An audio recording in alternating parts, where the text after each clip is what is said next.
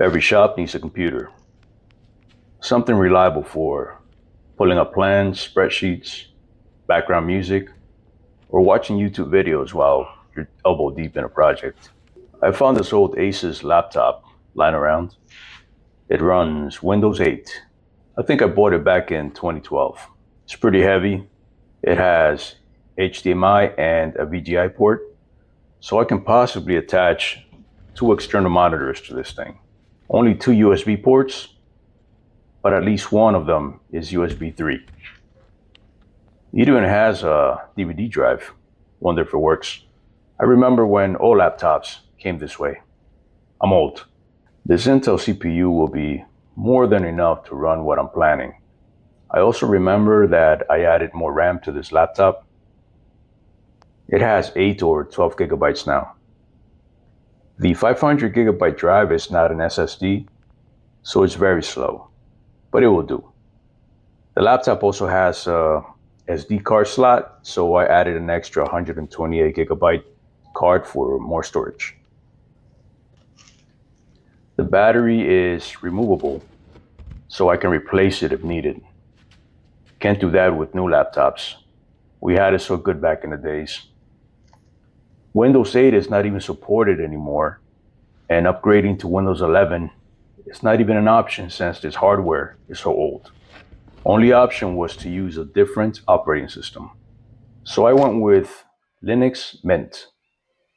This operating system is very simple to use, very much like classic Windows.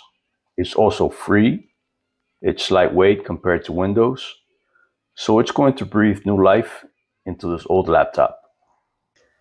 But before all of that, I needed to turn on the laptop to see if it even worked. First boot took a long time. The Wi-Fi and the sound don't work.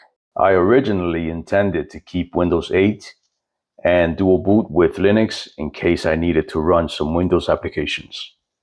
But I soon found out that I could not shrink the Windows 8 partition, so all that disk space would be wasted. I decided to just nuke Windows completely and install Linux on the entire hard disk. I have a Windows 11 PC at home, so I don't really need Windows on this laptop. I wouldn't be doing any gaming or anything crazy on this laptop anyways. Before starting, I backed up a bunch of old files I had on the disk. Downloaded the latest version of Linux Mint and the Rufus utility to create a USB bootable disk. I won't go too much into detail on how to install Linux. There are way better videos out there that focus on that. I created the boot disk on a USB stick and booted into it. After booting into it, it runs a live version of Linux Mint. Here you can try it out before actually installing it.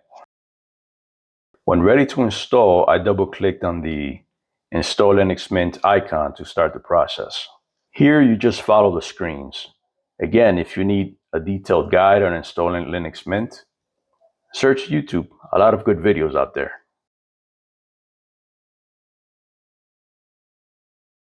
Once I got to this installation type screen, I chose the third option to erase the disk and install Mint. I didn't want Windows or anything else on the disk, so that's the best option for that. I then created a user and let it install all the files. Took around 7 to 10 minutes.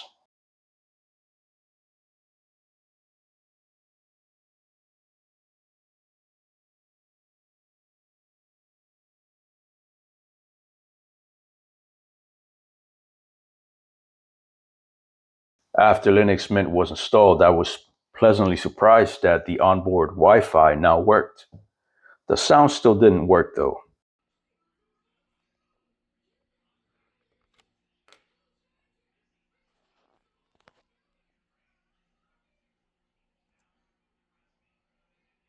At this point, I'm in the shop, which is roughly 30 feet from my internet router.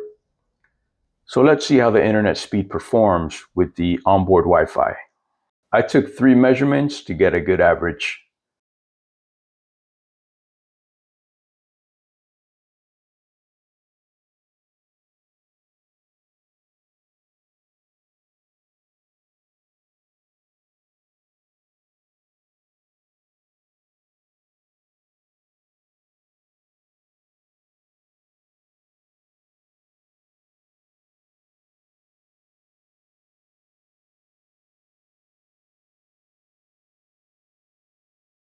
These speeds are not good at all.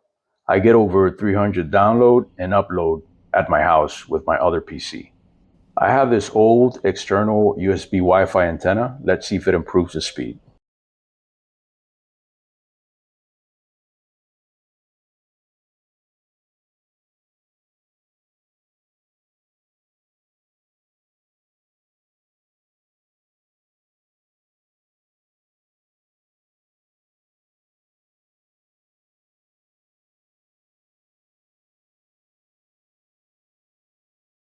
Very nice. With this cheap antenna, I was able to get way better speeds. We'll be keeping this one.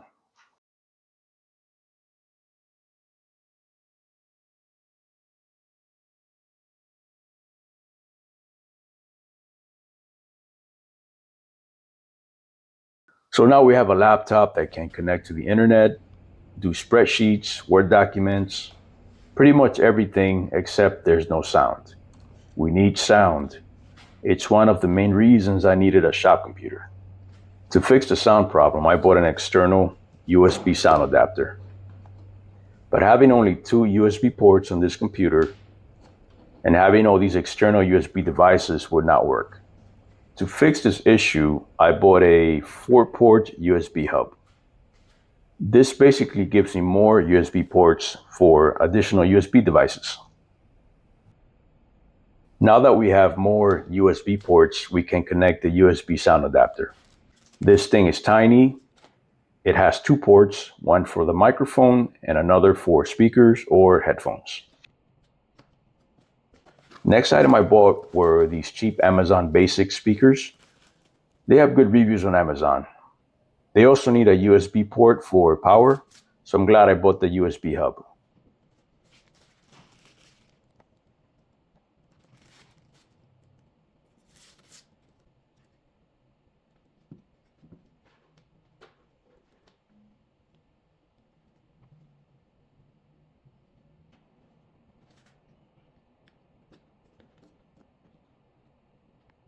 Let's pull up one of my videos to test the sound. It is powered by a 22 horsepower quarter engine, giving you plenty of power to handle the tough grass. And we have sound.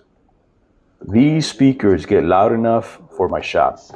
Let's check the highest volume to see how loud they can get. What your requirements are, how much room do you need? I imagine that if you're into listening to loud music with a lot of bass, these speakers won't work for you. I can hear everything at the other side of my shop though. More than adequate for my needs. Okay, let's move the system to its final home on this desk that I got for free on Facebook Marketplace.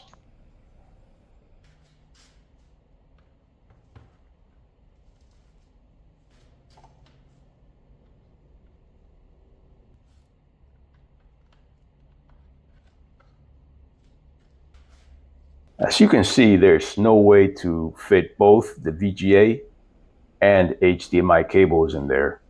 So I'll just use the HDMI cable with one monitor plus the laptop screen for now. And there you have it, a fully working shop computer. Mousepad arrives tomorrow. Projects, music, videos, no more Microsoft headaches. Cabling doesn't look very organized. I'll figure out the cable management sometime down the line. Reviving this old laptop only cost me $39. That includes the USB hub, speakers, and sound adapter. The rest of the stuff is just old hardware I had lying around. These days, I'm finding ways to contribute less to these companies that make unreliable products for bigger prices. Find ways to reuse old stuff. And with a little research and creativity, you can get a lot done. I also run this computer entirely off of solar power. Check out my channel for how I set up the solar system to run my entire shop. That's it. Let me guys know what you think of this video in the comments. If you have any questions, drop it below. Like and subscribe